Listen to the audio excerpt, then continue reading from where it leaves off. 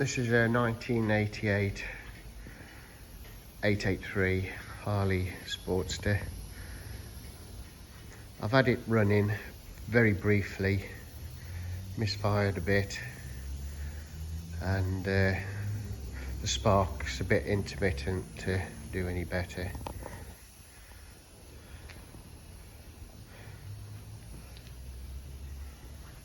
So it's a project.